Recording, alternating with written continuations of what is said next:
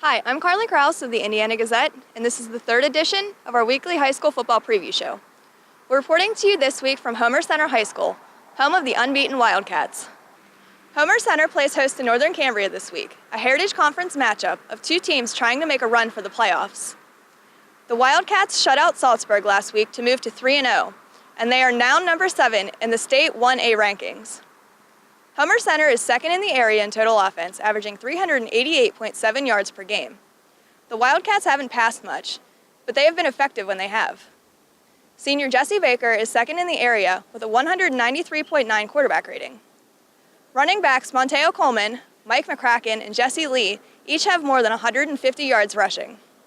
Northern Cambria is 2-1 after losing to Ligonier Valley last week.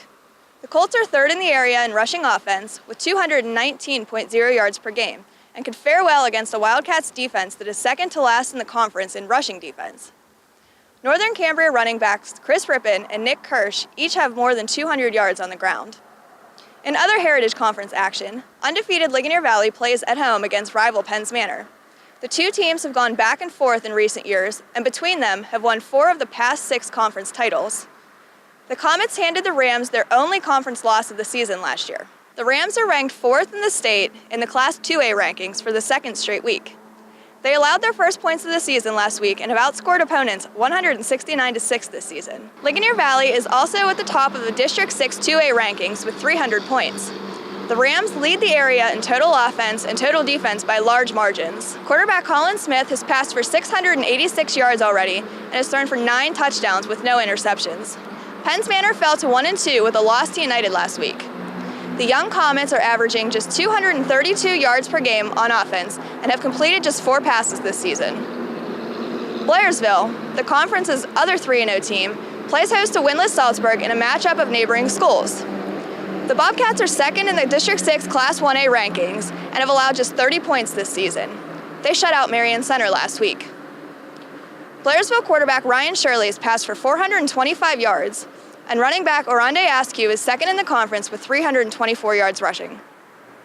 Salzburg has struggled through its first 3 games and has been shut out of its past 2. A bright spot for the Trojans has been passing, where they are averaging 130.3 yards per game. Running back River Schindeldecker leads the team with 235 rushing yards. United welcomes West Shamokin and is coming off a win over Penns Manor.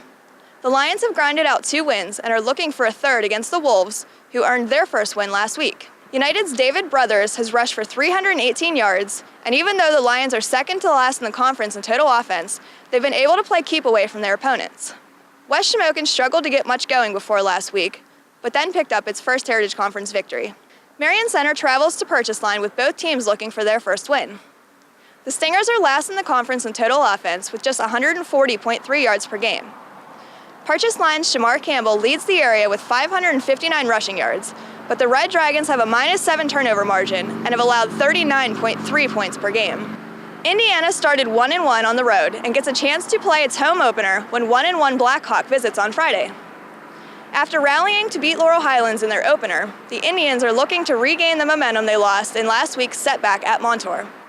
Elsewhere in the WPIAL, the Derry Trojans are looking to extend their season-opening winning streak to 4 games when they play host to winless Southmoreland.